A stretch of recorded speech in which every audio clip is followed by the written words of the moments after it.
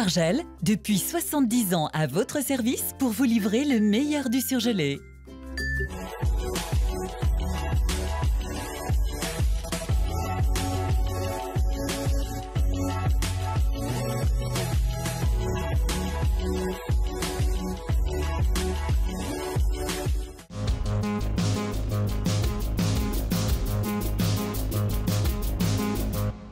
La famille de Marin renonce à faire appel. Accueil royal et chaleureux pour le prince Charles hier à Lyon. Et puis suite de notre série consacrée à mai 68. Jusqu'à lundi soir, on partait sur un appel et on a finalement changé d'avis. La bataille judiciaire est définitivement terminée pour Marin. Le jeune homme et sa famille ont choisi de ne pas faire appel de la décision du tribunal rendue la semaine dernière. Son agresseur avait écopé de 7 ans et demi de prison, 14 avaient été requis. L'agresseur a pris le maximum pour un mineur, pour les faits qui lui étaient reprochés. On a été très déçus de ça. On envisageait initialement de faire appel pour faire sauter cette excuse de minorité qui empêchait une peine plus lourde. Et puis tous les états par lesquels on était passé, les épreuves du procès. On était fatigués de tout ça et Marin est usé de tout ça, on a envie de passer à autre chose. Marin, agressé il y a 1 an et demi parce qu'il défendait un couple qui s'embrassait, souhaite donc maintenant penser à lui et à son futur. L'avenir pour Marin est de continuer à travailler pour limiter son handicap. Marin ne guérira jamais, Marin vivra avec le handicap. Son but est qu'il soit le moins présent possible. Le jeune homme devrait être pris en charge dans un centre de jour d'ici le mois de septembre. Bonjour monsieur. Les cheminots entament leur 16e jour de grève contre la réforme de la SNCF et leur mobilisation ne désemplit pas. Ils étaient aujourd'hui près de 250 sur l'autoroute A7 au sud de Vienne pour mener une opération péage gratuit à Reventin. L'action, elle est au-delà du côté symbolique. Elle veut montrer aussi aux usagers que la privatisation des autoroutes n'a pas fait baisser le prix des péages et comme la privatisation de la SNCF ne fera pas baisser le prix des trains. Merci à vous. Les grévistes en ont également profité pour distribuer des tracts et collecter des dons de soutien auprès des automobilistes.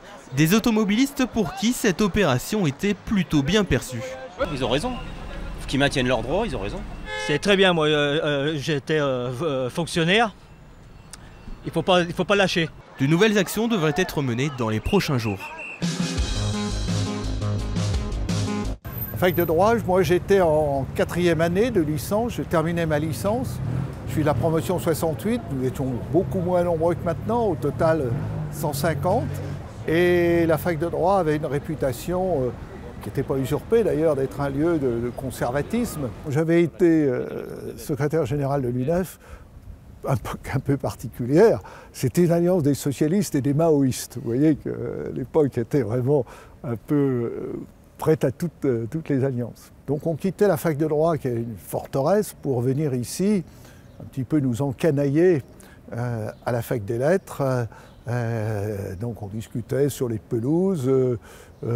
Évidemment, c'était l'époque aussi où on flirtait, on draguait, tout ça participait de ce mouvement.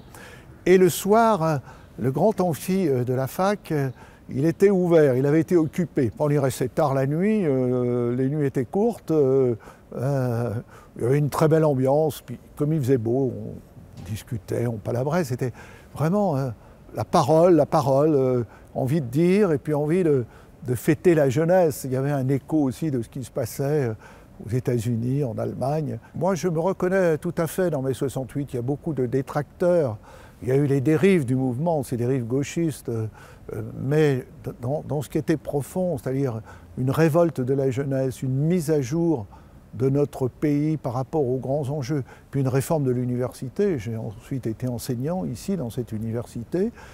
J'ai participé à la création des universités, Lyon 2, puis Lyon 2, Lyon 3. C'était quand même modernisé. Il y avait un courant modernisateur. Un prince au royaume du pape de la gastronomie. En visite à Lyon, le prince Charles et sa femme Camilla ont fait bien évidemment un passage hier au hall Paul Bocuse. Au menu quenelle, charcuterie et côte rôtie. Vous êtes formidable. Félicitations, Your Royal Highness. Félicitations. Le couple qui, quelques heures auparavant, a participé aux commémorations du 8 mai 1945, aux côtés de Gérard Collomb, le ministre de l'Intérieur venu accueillir le prince de Galles pour sa toute première visite dans la capitale des Gaules. Il avait connu beaucoup d'autres villes en France et il n'était jamais venu à Lyon. Et ce qui me fait d'autant plus plaisir, c'est qu'il était à Nice. Il a fait le voyage exprès pour venir à Lyon. Et donc le président de la République m'a dit « Gérard, il n'y a que toi qui puisse l'accueillir ». Donc je suis venu. Les Lyonnais étaient également présents. Certains n'auraient même raté cet événement pour rien au monde.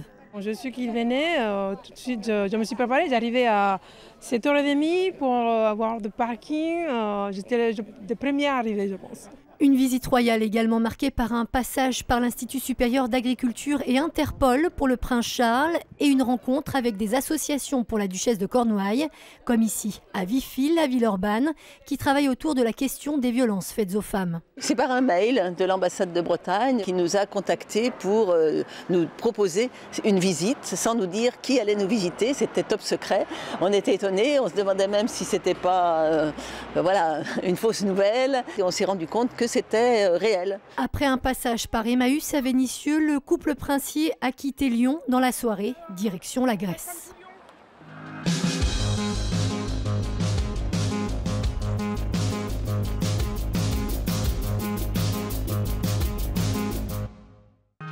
L'info continue sur TLM.tv, les réseaux sociaux et le fil info.